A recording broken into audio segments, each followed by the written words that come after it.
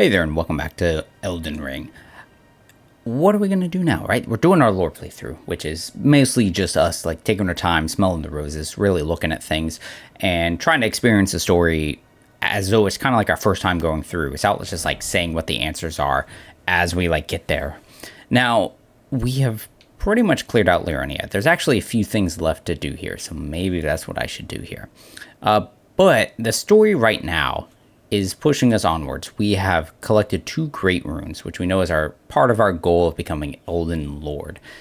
And when we got the second one from Rennala, Queen of the Full Moon, which she had in her amber egg, talking back to with Enya in the round table hold, she was like, oh, only once before have I seen 2 great runes in one place. The fingers are like exciting. Look how they shudder. You know, we've now earned an audience with Queen Marika. We're now like worthy. We won't be barred anymore. So we need to go to the Erd Tree and seek an audience with Marika, which is interesting because as far as we understood it, Marika was missing and they were just like casually, yeah, she's at the Erd Tree, obviously. So we need to go there, and we know this is a way right here. So we have 2 choices in going there. There's a lift, which needs 2 halves of a medallion to activate. We only have 1. And then the other way is through this ravine-veiled village, which will ultimately lead us into this tunnel. We heard about that from a person way over here, and she's not there anymore, but Raya, the scout, she was from a place called the Volcano Manor. We helped her out, and she's like, yeah, go to the Altus Plateau, seek out this tunnel, that'll be a good way. So we have like 2 main ways of going up there. But then we heard of a third way, which we got from Patches way down here, and he's like, yeah, you want to get up to the Erd Tree, there's a old device underneath of the academy. It's an Iron Virgin, and it has a transposition spell in there. You go there, let it grab you, and that'll teleport you there. So we have choices. Now, we could easily just go right up there now through this tunnel, but I kind of want to get the medallion to open up the gate, because that's going to take us a little bit into the east. We know it's somewhere out here, which we haven't touched any of Caelid yet. So I kind of like the idea of going and doing that.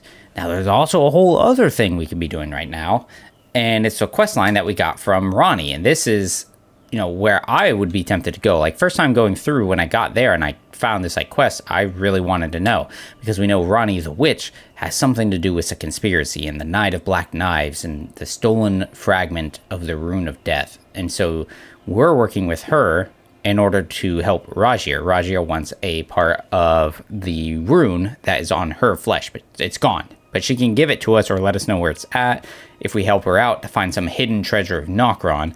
And to help her do that, we need to go meet Blythe, who's going to be out here underground somewhere, in order to figure out how to do that. So there's so many different ways we could go right now. And man, I think, oh, and then on top of that, one of her like vassal dudes, her preceptor Seluvis of magic, he's all like, hey, here's this weird potion, go give it to Nepheli. Why would I give that to her? Like, he's a douche, and Nepheli's been nothing but good to us, and she's in a slump right now, so I don't care to do that. And so I think what we're going to do is we're going to help out Nepheli real quick. We're going to do that. Now, it's not really clear how we could do it right away. So if we go to the table, we start wandering around, because I was absolutely not convinced to give her that potion. But if you go and you end up just kind of talking to people, right, just checking in, because what you want to do is periodically check in with everybody. We talk to him. Journey to the capital. Yep. East of the Altus Plateau. At the foot of the earth, the 2 fingers you may be out. Yep. Show him Seluvis's potion. Is that potion what I think it is? Bloody Seluvis. I suppose he's up to something again. Oh, I won't interfere. You go ahead and do what you must. The Round Table has no code to speak of. But I ask you this. Are you really going to do the bidding of that twisted dolly botherer? Or would you rather hand that potion to me and see if we can't get one over on the bastard?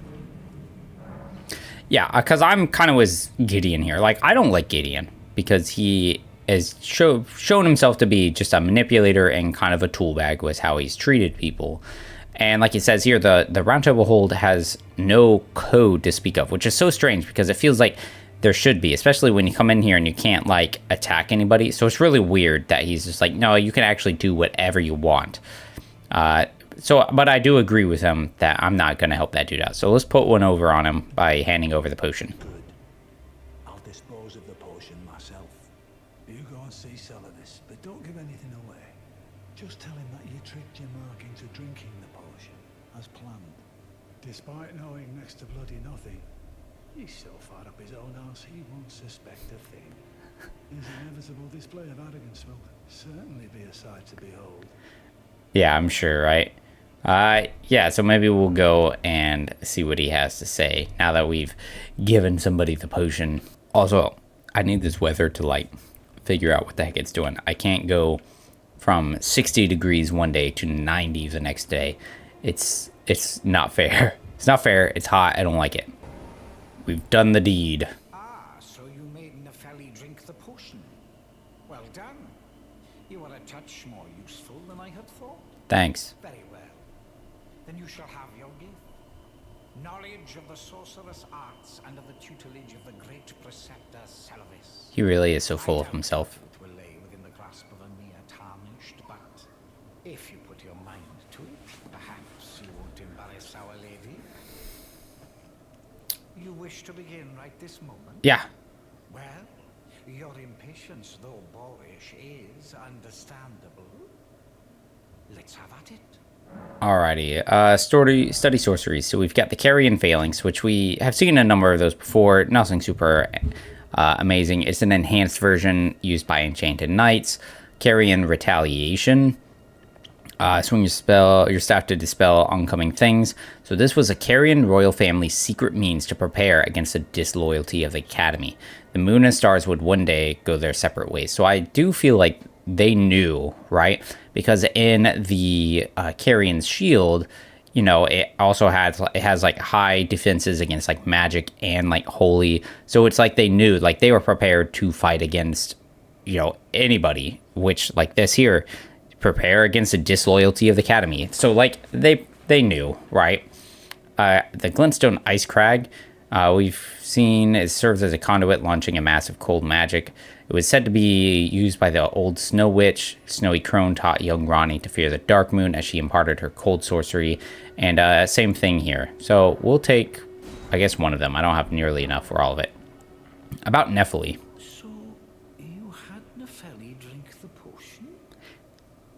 Truly? Yeah? Then perhaps something was amiss with it. It's concocted from the finest ingredients, but perhaps I should review the recipe.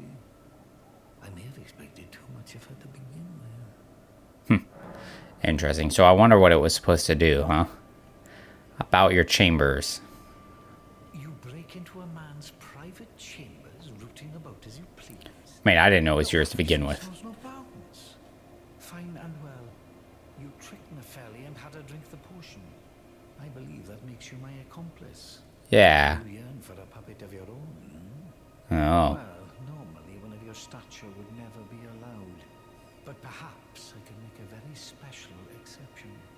Now, choose. Alright, so we got Finger Maiden, Seralina, and Jarwhite. So the spirit, so it's a puppet, which is interesting because it's not like an ashen spirit, like literally a puppet. Spirit Maiden, or Spirit of a Finger Maiden who never met the Tarnished, she was meant to guide. Uses healing incantations and holy water stuff. She's not a fighter by nature, but an ill-suited to battle. A maiden without a tarnished without a maiden, and yet no guide to bring them together. Then you got the Jarwhite. Spirit of a man who wished to become the innards of a living jar. A jar-hurling specialist who throws all manners of pots and jars. The warrior jar once told the nameless man this: "You are not ready to join the warriors inside. No, you must apply yourself, better yourself, and one day I will return for you." I wonder if that was Alexander, Iron Fist Alexander. So it's like he really wanted to become a part of the jar. So the jars have warriors, like bits of warriors in them, which is, I mean, knowing that makes things a little kind of maybe explain some things, right? Because what do we find outside the like minor Erd trees? We find all these jars, and we know that there's all these like Erd tree burials, and where they typically take people, especially those who have earned the honor of that, like we see in the Fringe Folk grave, where you've got like the Fringe Folk knights. I don't remember their names. They're 2 winged knights or banished knights, right? And so I wonder if the reason there's all these jars by the minor Erd trees is because they're filled with like these warriors, innards of warriors and bodies and stuff. And so they're at these trees as a sort of like sacred thing. So yeah, interesting. Puppets. Let's take Theralina. Leave? Talk? How's the puppet I gave I haven't tried it yet, buddy. a thing of exquisite craft, is it not? So I wonder if... Is that what he was going to do with Nepheli? Because those people, it wasn't just like, oh, they made it to look like this person. It was like, oh, this person had this whole dream and goal and stuff, and then he's here now. Same thing with the Finger Maiden. It was a maiden who never met her Tarnished, and then, Tarnished never had a maiden, maiden never had it, yada, yada, yada. All you have to say?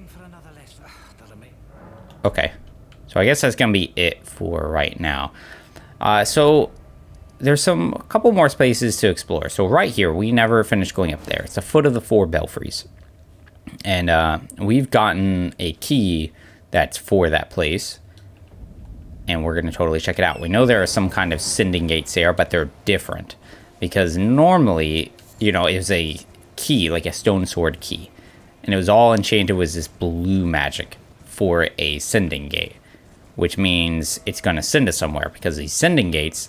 take us places. Like they took us to the outside of Garank's bestial sanctum, and right there we've got one of these spirits. Now look at this troll, as he doesn't have a head, and he's got the same coloration as the other mausoleum knights, but his cape and his sword and stuff have the appearance of a carrion like knight, like an enchanted troll knight. So I wonder, right, he was a troll knight. Did he do this as a part of his pledge to the Carrion family to continue guarding the Belfries? So that he could, it would stay protected. And, I mean, where did we find one of those enchanted keys? I keep rolling too early. We find it in the Ray Lucaria Academy, which is where, Renala was the head of... until she was betrayed by the Academy.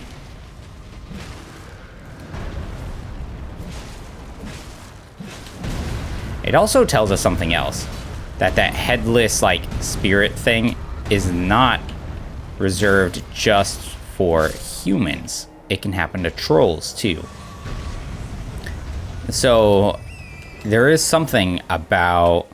Maybe it's part of, an enchantment, a ritual type of thing... where you are basically decapitated and it will bind your spirit to something. And there's another one. They are kind of scary though. I mean, like a teleporting troll, yeah. Oh, there's no head to get a weak spot on. Oh no. I didn't even think about that. But yeah, I mean, look at this. It's clean off. Kind of interesting that he can still roar. Look at those things. The Four Belfries. And there they are. These large things. Oh, some different iconography on there. 3 bells in each of them. 4 of them. 12 bells. Okay. Does that mean anything? Probably not, right? Look at that picture. Huh. So it's like a bunch of branches going upwards into a robed, bearded man. Okay. Bells up above. The stone styles of it, it makes me think of the old, whatever that old dynasty was that's underground that all the claymen are in. And even around, let me see right there. So those little frill things remind me of it makes me think of a bedchamber. You get all these frilly draperies and stuff. And when you look at something like the Boldekin's Blessing. See how it's got that, right? It's got that frilly things. It's bestowed by a deathbed companion. And that even looks like a skull up there, maybe? But you gotta be careful with some of that, because some of these things are like stock type of things. So it's like not actually specific to Elden Ring or the lore. Now, they might have chosen it for a reason, because it ties closely to an idea that they want. Huh. There's a couple of things where I've seen something like that. There's something reminds me of like a skeleton guy, but then also with the architecture making me think of that old dynasty underground and stuff. It makes me think of that statue of like a guy with a beard and tree roots. Item right here. Imbued sword key. Huh. There's no gate right there, but on the other ones, there were gates. So it's interesting that there are 4 belfries, but only 3 sending gates, right? And we now have 2 keys. They all have the same pictures. So what does this one say? Yeah, I don't care. Precipice of Anticipation. Now, we have heard of that before. Now, I didn't remember, like, when I first went through, imbued sword key lost its use. And now it's active. And see, that style, I guess maybe it is tied to that, but it made me think more of, like, kind of Nokron, and even that silver plates and stuff. Yeah, some of that made me think of, like, the Eternal City. But I don't... The Precipice of Anticipation, right? Yeah, see, way back at the very beginning of the game, here, west of Stormveil Castle. So it took us way back here, and what are we going to find? It's that grafted scion that we are now back for a rematch. And look at these butterflies. There's some back there that we didn't go pick up, but they're nascent butterflies, which say that they basically appears as if it's just emerged from its cocoon for its entire life. Let's go ahead and let's mess this thing up. We're gonna put on the let's put on our Morning Star. Yeah, grafted scion. Owie. Ooh, where's my roll? Way too slow. Ah! He's way easier than our last time. Yeah, look at... He's got like green feathery looking things. There is a good video if you really want to look at these things from Zuli the Witch that really takes a look. But look at that face. That's a good look. Look how like normal it appears, right? And then down he goes. Oh yeah. Super gnarly, dude. Ornamental straight sword and golden beast crest sword. Or shield, sorry. And look at, on this ground, this whole, like, engraved section. It's like the Elden Ring branching out. There's that giant statue of America. It's also interesting, there's that statue there, too, which is making me think of the Capital Lanedale staff thing with plants coming off. So all that is pretty, you know, pretty par for the course. And actually, look at that. Look at those guys. The dudes that we see outside, like the Divine Towers and the bridge, a couple other like key locations. So it's here too. I feel like this face has got a pretty good look, clean-shaven simple breastplate thing. A very simple sword. Like overall, just like simple, right? Let's look at those pieces of equipment. I actually really like the ornamental straight swords. They're very fun. Slender straight sword patterned after an antique ornament. Superior swordsmen prefer to wield one in each hand. After falling from grace, the dregs of the golden lineage sought power and purpose in the past. So who could that be talking about? I mean, multiple, right? The dregs, so many, like, different groups.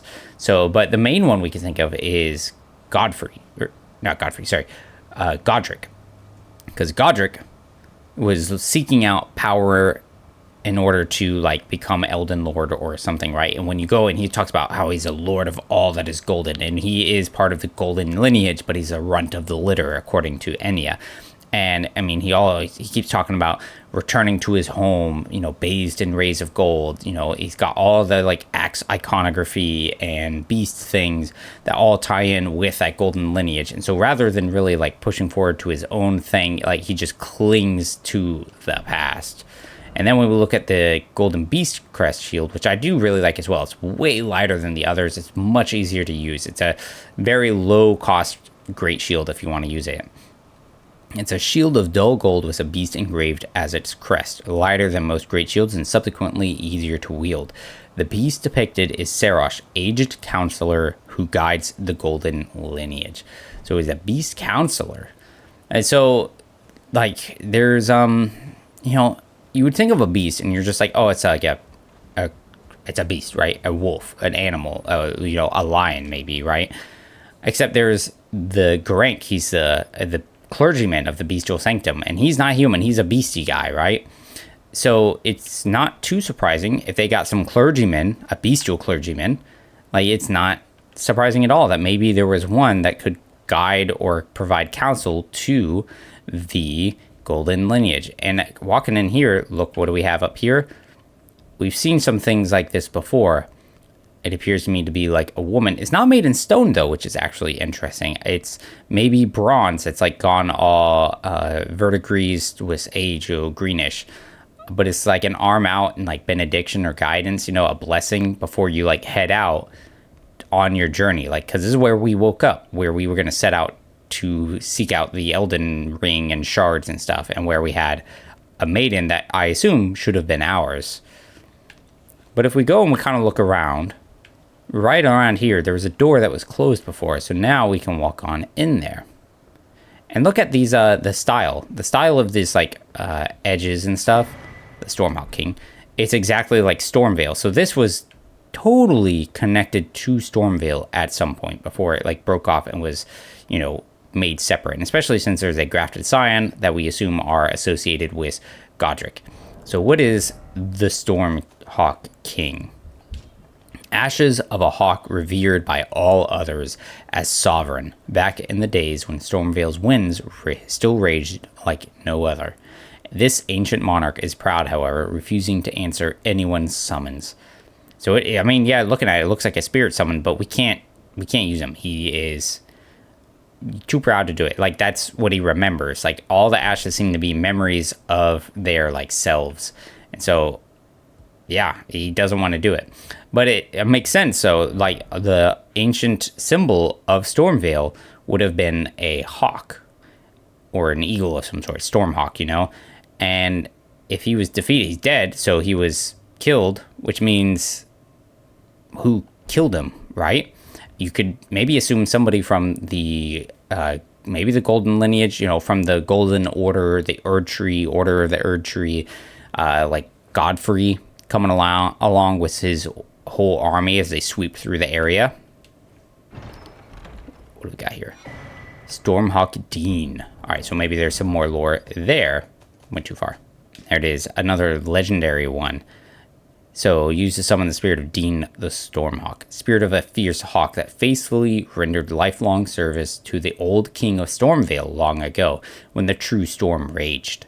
Its cries embolden its fellows in battle, and the tempestuous winds that encircle it shred through foes. I really like this one, actually, because it does buff you. It's so mobile, so much like how we're using this other Warhawk one, it, like, is hard to hit by the enemies. It's kind of the same thing. So it used to serve the old king of Stormveil when the true storm raged. So, like, what... wonder what that true storm would have been like. So it's just like more of a storm, like, I don't know, interesting. And who was the true king back then? Some nameless body, not important necessarily. Something lost to the annals of history.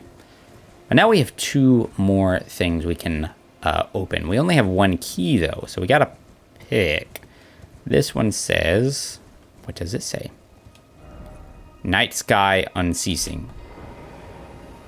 Okay, that's tempting, right? Let's check that out, right? Because Night Sky Unceasing, there's stuff with like a false night, sounds pretty good to me. Let's do it. Nokron, Eternal City. All right, so what have we been trying to find? Like, they talked about the hidden treasure of Nokron, and where are we at? Way out here. Well, you remember from somewhere way over here, we looked out this way, and we could see some big building structure things, and a figure way out here. Now, where are we? In Nokron, the Eternal City. Only now we need to figure out where to go. So I guess we're just kind of going down, because that is the natural path. Oh, and look, we're pretty close to that spot. And actually, look right there. Look at that whole structure. It's so cool looking. That's actually where the elevator was, right? And it goes up through this, like, whole upside down contraption upwards. And then, yeah, right there. It's like, it's so weird to me, right? Because I have this, like, impression that, like, these weren't always underground. So it's strange that there would be these things that are, like, hanging from the ceiling like they've always been there. And you got that still looks like it's kind of like got a burned look to it there, right? And there's definitely big bright light going on. Somebody's having a good time. And we see that guy there. Why is he here, right? Like, what purpose does he have in being in this place? For what? Some glove work. Mottled necklace. It looks a lot like those other ones we've gotten that are part of the ancestral followers, right? Like, see how we got the clarifying horn, immunizing one. This looks pretty similar. It's a vividly covered accoutrement precious to the ancestral followers. Raises immunity, robustness, and focus, whereas this one just does focus. This one does immunity. So it does, like, a bunch of things, hence like bunches of colors to it. Said to be a budding horn, the ancestral followers believe that the horns belong. Oh, so it's kind of the same thing. Until one day it becomes an ancestral spirit. He's looking out there. So why is he looking that way? What's there that he's so interested in? And how did he end up over here? Did he somehow take the sending gate? And that, like, resulted in him being here? You know? Oop, I knew I was getting greedy with my one roll attack. But I kind of wanted to anyways. Boom.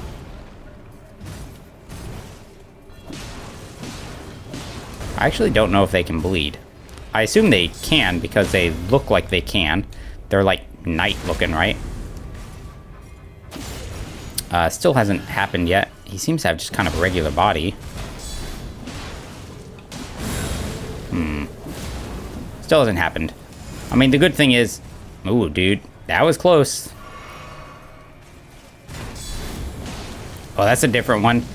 Look at that. He, like, had this big, like, frog throat, and then he spewed off fire, which is crazy. I mean, like, what spews out fire is like a dragon, which we've seen dragons. They don't do that, right? They just have the regular dragony, snake, serpentine heads and stuff. So it's interesting that that's what he's getting. Like, he bulges up and then he spews fire. So, like, how does that connect? Like, what thing is he getting? Because we assume that could be like these other spells he's doing, because we've gotten to the incantations, aspects of the crucible where all life blended together, tail, horns. So, like, how is there some neck fire breath thing, right? Unless it's some combination of things all blending together and it just chooses to manifest like that. Who knows? But anyways, if you end up taking some time, you got that, you know, the Stormhawk King, and, like, what do we do with it? Because you can't use it. If you go and you take time and you're, like, talking to people, like, nobody can do anything with it. But we still got Nepheli here, who's sad. No. How could I say that? Father has always given me his guidance, and now... Right? And so, like, what's wrong with hers? She is a tarnished, like us. She had guidance of grace, but she lost it. Right? And for some of them, that would have been a pretty big deal, because that's like the whole guiding part of your new life, where it's like pushing you towards some goal. And then to lose it, you know, it kind of sucks. A lot of them don't seem to care, but it could be a big deal. But what does she find instead? Her foster father, Gideon Ofnir. And he provides her guidance, and he tells her that he has his whole goal, and it's a goal that she aligns with, something to do with the protection of the downtrodden, where, you know, injustices will no longer happen to those who are less fortunate or weak, right? And so she follows that wholeheartedly. And then it's completely shattered because this village is destroyed. It's an Albinark village where all these people are massacred and just laying about. And she shows up and she's like, I've seen this before, but I was a child then. I'm a woman grown now. They will answer for their crimes. And she does it, right? We defeat the Omen Killer. There's a depraved perfumer there. And then what happens is her father friggin' what's the word? He disowns her. Finally, took me a word. Took me too long to figure that. He disowns her because he didn't want her to do that. She didn't check in with him and say, this is what I'm doing. And that was one of his goals. And it didn't even cross her mind that this would be something he was orchestrating because it was a terrible crime. Now, the question is, like, is this something, like, was he always just straight up lying to her and he had no intention of ever fulfilling the goals that she was told? Or was this for him a means to the end? Like, his ultimate goal is to provide those things, but he's willing to do whatever it takes right now in order to do it. In order to do what? Become Elden Lord. He's accruing all this knowledge because they're supposed to become friggin'... We're supposed to become Elden Lord and maybe fix the Elden Ring, something, right? We're collecting shards of it. But then he also implies that maybe, because he says, like, questioning or, like, troublesome tarnished or whatever is as bothersome as an omen horn. He's like, maybe that's just what she wants. A bit of ambition to incite the tarnished. So, like, he's, like, implying there's some other darker motivation, but behind us, like, seeking things out, like it's to cause more problems in a way, or some other ulterior motive. And when he says, like, she wants, there's only one person I can think of who it could be, and that would be, like, Marika, because that's a big she, right? Now, there's no way to know that for sure right now, because what do we know? We don't know anything. There's any number of female characters it could maybe be, but now we can give her the Stormhawk King. Now, why is it willing to go to her? And I keep going in the wrong place for it. Because he was a hawk revered by all others. He's an ancient monarch. So why would he be willing to go to her? Now, interesting thing though, right? It's tied to Stormveil and Limgrave, which has all kinds of things with wind, right? There's all the Ashes of War have swirling winds, Stormblade, the I can't think of any of the names right now. Yeah, Stormblade, Storm Assault, Storm Stomp, like all these, like, just wind type things and storm things. And when we meet Nepheli, she talks about how Godric's foul grafting and cursing has tainted the winds. So maybe there is a connection there. And in addition, there's another connection we can take with Nepheli as well. In the beginning, we've got all these, big name tarnish that they talk about, like Gideon Ofnir, some ever-brilliant gold mask, Fia, the deathbed companion. But there's also Horalu, chieftain of the Badlands, and what's her full name is Nepheli Lu. And she's got this armor set that is tied with the Badlands. So maybe there's some connections there as well. No, how could his father has... Now... Give the Stormhawk King. Is that ash? Yes. I can smell the ancient storm in it. My thanks. I'll gladly take it. Anything else? I'm not like Broderica. I don't feel the presence of spirits, let alone see them. Still, this ash, it reminds me of my first hawk. Oh. Thank you. So she had a hawk. Interesting. So, yeah, I mean, that is something to think about. Like, it's not like we gave it to her and she's like, oh, wow, the Stormhawk King monarch ash as well. No, like, the only reason we know that is because we're a player and it's a game mechanic. We also got the spirit calling bell that summons them. But other than that, like, they probably mean nothing to anybody else. Where Rodrika, she can see the spirits, she can hear them, they communicate. That's how she tunes them, is through essentially a conversation, an act that leaves both parties enriched. That's how she enhances them.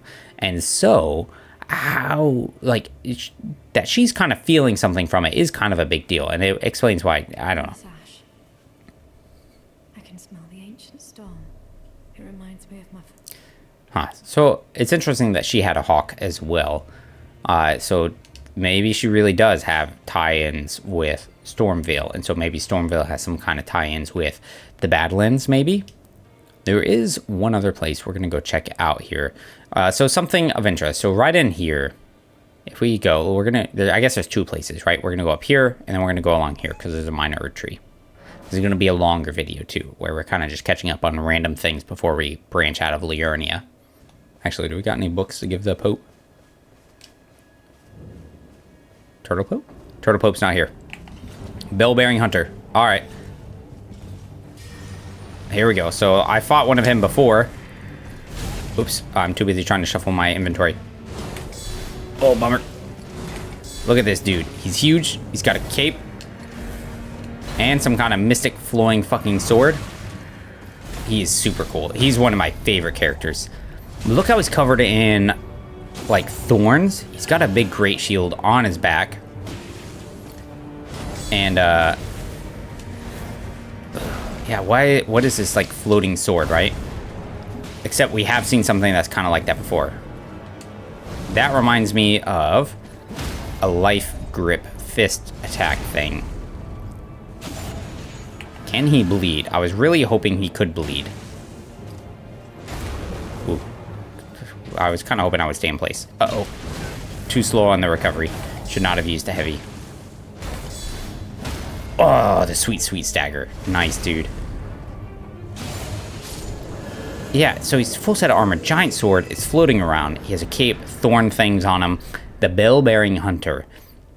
So he's hunting a meat peddler's bell-bearing. So he's looking after bell-bearings. Where do we get bell-bearings? Are from people when they die. Like, we've got one from Sops. We got one from something else.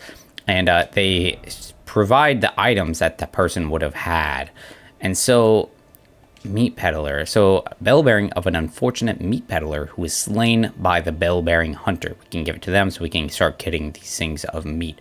So he's hunting after bell bearings, but why does he want that? Is he just looking for items? Are these somehow significant in some fashion to the person that it belonged to? You know, like, is there some other purpose behind them? Like, I don't know. But his sword, right? He's throwing it around, and there is something that does an effect like that, and it is not in our inventory. I'm taking everything back out. I've been storing things just so it's easy for me to navigate my, like, equipment, but I think we're going to start just pulling everything back out just so I can read the lore and stuff. Alright, so I lied. I'm mixing up my playthroughs in a little bit. I have another character I've also been playing on, and that's who I got the other item for that can maybe explain about this dude's attack. But not to be worried. We'll get to it fairly soon. Yeah, so if we leave here and we start traveling north, what are we going to find? Look at that, dude. Old Palace Ruins. What's right underneath us? Ancestral River goes down into Old Palace. So there's one palace right here, and then right above it, right over here, Old Palace. So multiple different types of palaces. And what's right there? Ancestral followers. Only they're in the flesh. And look at their gray skin. It does look like they actually... See, like, I thought those horns were headdresses before, but then reading an item said it made it seem like they were horned. Like, actually horned. But look how big they are. This gray skin, light kind of bluish hair. They've got painted faces. Blue eyes. With maybe some kind of tint of other color around the center. All painted up. Their noses are super weird. So are they actually human or not? But something about them, though, is that they eschew metal and letters and stay away from the Erd tree. So they keep their distance, right? They don't go near it because of some kind of reasons, right? They also revere some kind of ancestral spirit. A great beast that, like, even in death continues to bud like horns, sprout horns like a flower. Oop, there they are. And look there, see, there's a remnant of a statue, just like we see in, like, the old palace and some of the other sections of the, like, old dynasty ruins underground. Now, why do they care about the budding horns? Because what is significant about things budding horns? Well, it's some kind of tie into something else older, right? If we look at the, what's it called? There is a budding horn item, like a material that we get from hunting herbivorous beasts. And there's also a fang thing that comes from the carnivores. There's a connection with, I don't want to say the wrong thing. And the off chance I'm mixing a bunch of things again, right? So we have to pull it up after we finish this guy. A vestige of the primordial crucible. Okay, I wanted to say that, but I didn't want to like mess it, get it wrong. So these budding horns and old fang things are maybe signs of primordial crucible. And I mean, they seem to really revere these like process of these budding horns. And so maybe they do think there's something great about the primordial crucible, or is it just like they're willing to accept that, a kind of change in life is what's correct? Is that maybe why they stay away from the Erd Tree? Because the Erd Tree stuff, like those who've been following it, they have resisted this. And we know this because of the knot horn, or the horn knot, whatever talisman we got from the Omen Killer. What does it say? It says, fashioned from a bony knot that embodies the aspects of various creatures, kind of like the crucible, right? Said to have grown on the human body long ago. A vestige of the crucible of primordial life, born partially of devolution, it was considered a signifier of the divine in ancient times, but is now increasingly disdained as impurity as civilization has advanced.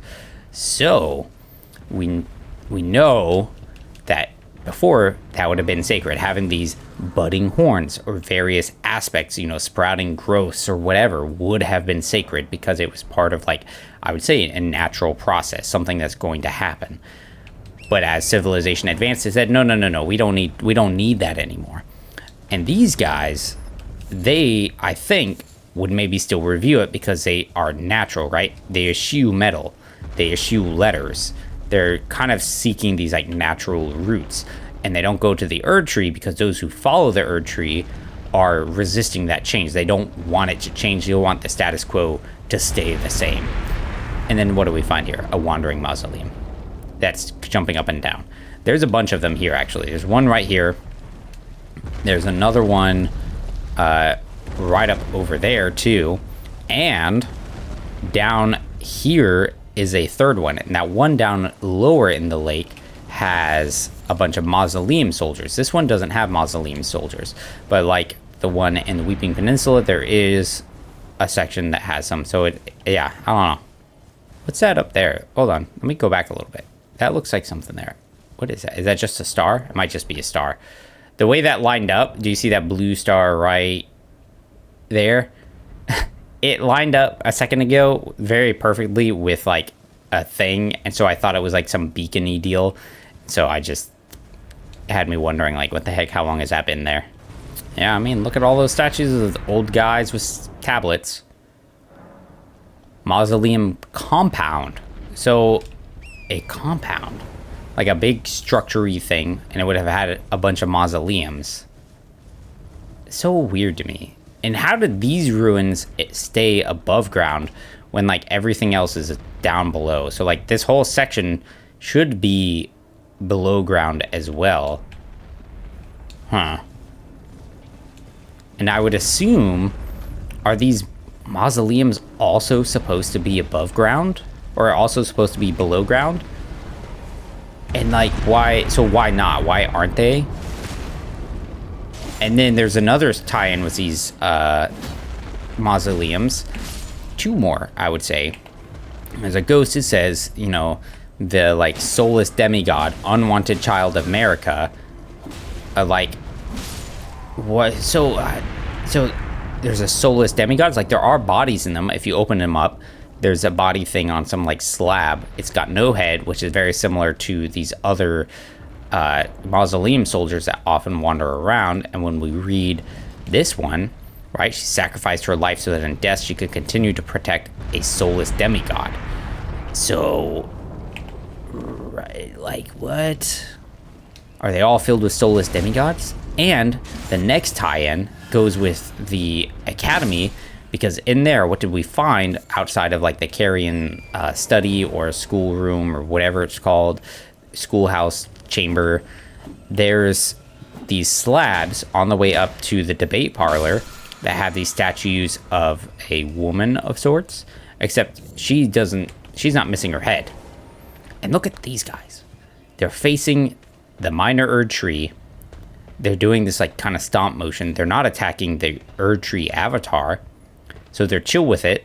They're okay with this, but they don't care about the actual Erd tree. So there's something different about these minor Erd trees as opposed to that. Is there something maybe more natural about this and what's going on with the actual Erd tree now?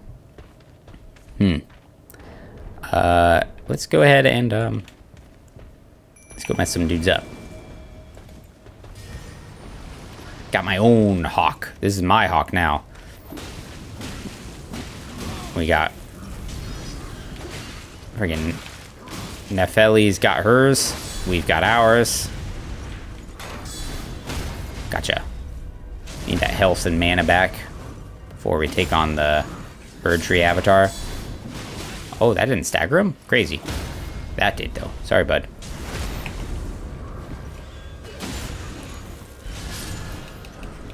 Jawbone axe. Did we have that already? I don't remember. No, I don't think we did, actually. Because we had some of the fur raiments or something.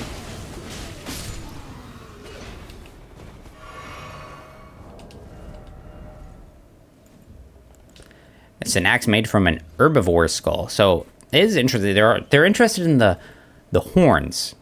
Not fangs. Horns. And what have they seen guiding around a bunch around in the underground? All of these herbivores. There are, deer, these rabbity things, goats, boars. No wolves, though. No bears. They're all herbivores. It's a weapon of the ancestral followers who disdain metal. The axe is more of a bludgeon. It forgoes a bladed edge, instead uses a beast's molar teeth to buffet foes, dealing strike damage. Probably should have gone with the axe. I don't think you can bleed these guys. Erd tree avatar. Oh, I missed. That's a bummer. Oh, I'm still missing.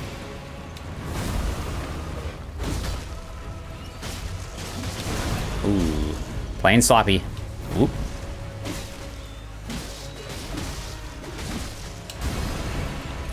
Oh, God.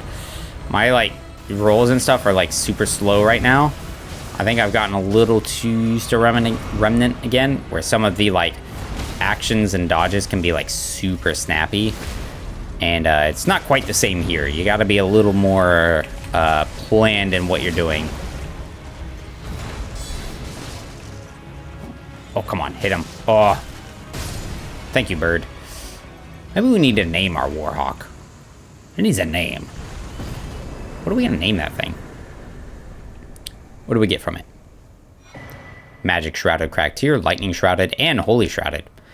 3 different types of damage, actually. Huh.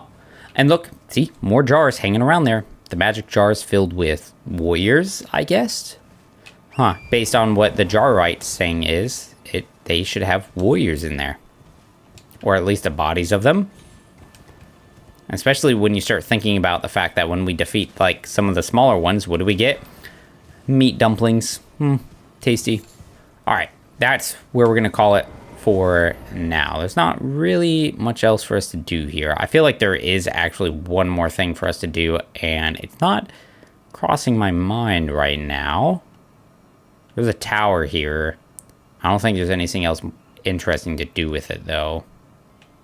Ah, there is something else. Right there. Right there. Thing for us to get. Let's go check it out.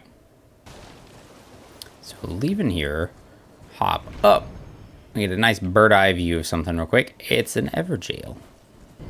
The Malefactor's Everjail. So, somebody, bad, right? And I mean, I think you could argue that, all of them should have somebody bad, right? It's a jail. Except at the same time, it's not necessarily that. It's whoever your enemies are. Because the Cuckoo's Everjail, that knight, dude, might not have been a bad guy. He just simply was. Aiden, Thief of Fire. Look at the armor. Big, broad armor. It reminds me very much of, what's it called? Alright, the flail is not rebounding. Big old pyromancy type spell. That thing is exploding huge. Thief of Fire. So, of course, he's doing a fire spell. All right. He's got some kind of chain coif on the head. Big hit. Run away. Run away. Run away. Look at the thing. It's like a molten sun. Yeah, get out of here. Boom. Oh, that did not stagger him? No way. Ooh, big old fire hit. Okay. Oh, that got through my shield. There's some interesting interactions happening here that I was not aware of. The fact that he is not staggering one little bit from the shield is pretty crazy. Man. That's crazy. That dude's got some poise. Alright. That thing would probably hurt if I got caught by it. Ooh. You know what? We can just do some pokes. I should have just done that earlier. Forgot I still had the spear on. Thief of Fire. So he stole fire. Makes me think of Prometheus. Flame of the Fell God. Okay. So let's take a look at that, huh? Spell. Flame of the Fell God. So did he steal that? Is that why he was a Thief of Fire? And is that why he was put in jail? Is because he stole that thing? So let's see here. So let's look at some of these. Catch Flame comes from a sinister prophecy. The Flame of Ruin is anathema to the Erd Tree, but prophets sometimes glimpse it within the faith all the same. Sadly, when this occurs, the soul reward is banishment. Flame of Ruin, same thing. Flame of the Fell God. Legendary incantation is one of the several that draws directly from the power of the fire giants. Okay. Releases a ball of raging fire said to be inhabited by a fell god. The fireball floats toward enemies and explodes, setting the area ablaze. Arganthy, the chief guardian of the flame, had kept this incantation a well-kept secret until it was stolen by Aiden. The fell god still lurks within the fire giants. Ah. Alright, so there's some fell god. Some dude, guardians of the flame. This was a secret until it was stolen by Aiden, and the fell god still lurks within the fire giants. Alright. So maybe this thing is a secret because the fell god still inhabits it, and it also reveals a truth that this fell god still lurks within the fire giants. So maybe the belief is, right, if the secret is that it still lurks within the fire giants, then the belief right now would be that he's gone. Except he's not.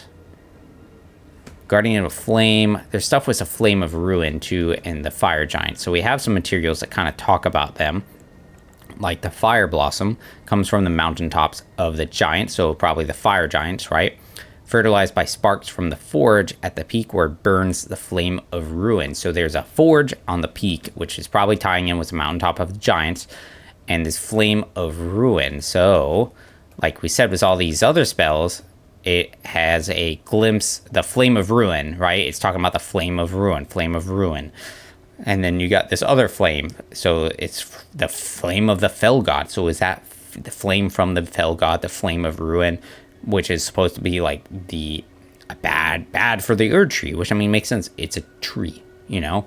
I feel like I had something else that maybe tied into it, but maybe not. Maybe I'm kind of mixing in some other things. There's a lot of stuff tying with flames. I mean, like I said, there's a bunch of stuff with flames, right? There's a lot of different fires in this game. You've got the regular fire, which I would say regular, which seems to be some kind of glimpse of this like fell flame.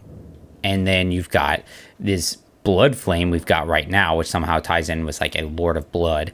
We've got blue fire, which ties in with magic. We've got a ghost flame, which deals in with the dead, right? There's like all kinds of different flames that tie into all kinds of other things. There's black flame, which is weighty and has something to do with like godskins or something, right? There's all kinds of crazy stuff going on. We're gonna walk out here because I've just decided we've still got one more thing we can do here. Walking around here, there's a soldier. Cool, hi soldier. He's not what we're interested in though.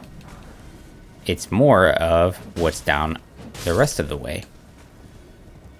Wherever he's at. This would have been a road that would take us to the academy. So you would leave the Altus Plateau, and then it would take us here.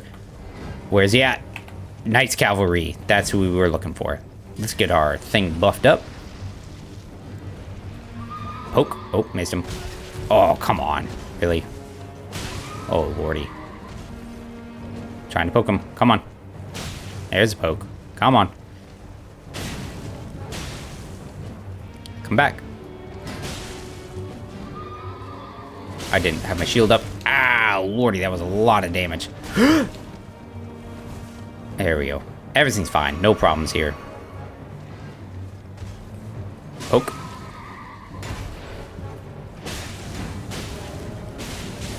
Yeah, there's some damage. Come on, buddy. So, Night Cavalry, we always find them outside. Well, I say outside. At night, outside, obviously, I guess. Losing frames, no big deal. But why, like, why here? What is their purpose? Their mounts are called funeral steeds. We've gotten the flail, because there's a flail variant, and then we've got this, I guess, a glaive one. So what is their purpose? Right? Owie. I'd like to roll. Thank you. Well, there is something we could think about. Thinking about things with the knight. Old Margit, the fell omen, when we defeated him and he was all fading out, he talked about cower in fear of the night. The night brooks no whatever. So, like, is that the deal? Giant Hunt and Night Raider Glaive. So, Night Raider Glaive is pretty baller. A jetback black glaive with a blade as weighty as a bludgeon. Weapon of the Knights Cavalry who ride funeral steeds. Alright, yep. Excels at weighty slashes. Alright, so nothing new there for us. Alright, but what about the Giant Hunt? A skill that is called Giant Hunt. And we were just learning about giants, so, Let's see. Giant Hunt, skill developed for confronting gigantic foes. Step forward from a low stance carrying the momentum into a sudden upward thrust. So they developed it to fight gigantic foes, which, I mean, yeah, it makes sense. There's a lot of really big things, right? We see the trolls. But those aren't the giants. Like, there's still other, like, giants. So there's that. I mean, there's also dragons. So it makes sense that there would be some kind of development of these techniques to deal with giant type enemies. So much like the various like buffs and things that are developed in order to contend with various enemies, like for the Tarnish, it's all about like, hey, you're gonna make enemies of everybody, and how the Carrion family, they prepared themselves for the eventual disloyalty of the Academy. You know, was this kind of a similar thing where, hey, we're going to start coming up with all these techniques to deal with everything because we are going to be fighting everything? After all, it seems like the history of the Erd Tree, or the Order of the Erd Tree, and the Golden Order maybe, was one of, like, warfare.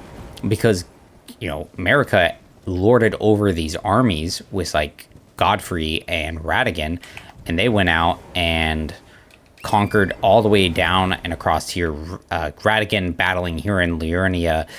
Godfrey went down and along here. There was some lone hero had to stand against them and was defeated by Godfrey, and like their march ended here, right? So is there like, I mean, it makes sense that they would have all these techniques. And then what else is there to think of, though? Like, we've just been learning about giants, right? You've been learning about the giants and some flame of ruin, a fell flame, and their fell god. And why would you think that the fell god is maybe gone? And that would be because he's supposed to be defeated or something, right? Why would we defeat him? Because the flame of ruin, this fire, is anathema to the Erd Tree. So if you have this whole big order that's centered around this giant tree, maybe you would want to get rid of a giant fire. And look at the moon. I'm assuming that's the moon. It's like black, dude. I mean, that could just be a trick of the positioning and stuff, but it looks like it looks like, you know, a dark moon type of thing, or, you know, a dark moon, black moon of the eternal cities. Because I mean, that's just like straight up, like, I don't see anything there. crazy. A finger reader. Let's end it with that. You, please, I can read them. Your fingers, please, your fingers. Show my hands. What a pity it is to be without the right. All you can do is stand at a loss, without even the half-crescents that wish to be whole. Before the unmoving, unfeeling grand lift ahead.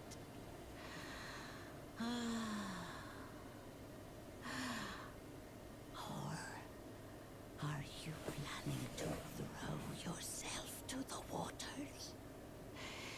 To find the coward's passage through the dim cavern? Interesting. Yeah, so I had mentioned before how, like, if one of the finger crones or something kind of, like, implies, like, we should struggle, like, what would the Lord do? Right? Because she's like, oh, this lift isn't going to move. You don't have the 2 half crescents. Or will you go throw yourself to the waters and take the coward's path? So, like, she implies that, like, if we're going to go up there and you want to not be a coward, we need the half crescents in order to do it, which is, like, calling me out and saying, you need to go find the other crescent somewhere over there, you know? Which we're going to do that. But, hey, thanks for joining me. I know it was a longer one on this one, just kind of doing some random things and maybe tying in some extra tangents together. But it's always fun to do it, and we're gonna keep going, right? The next one, we will actually go off to the east. We're gonna go east. We're gonna go find that other crescent. We're gonna hit a couple spots along the way because there are some interesting things here. We know the crescent, that other part of the medallion, exists in a fort somewhere off here to the east. And if you look on the map, and we've looked from a distance over here to the east, we know there's a castle-y thing, fort thing here. There's something else over here. We've seen a few in the distance. So, like, there's a good chance we're going to be able to find it. But, yeah, until then, take care.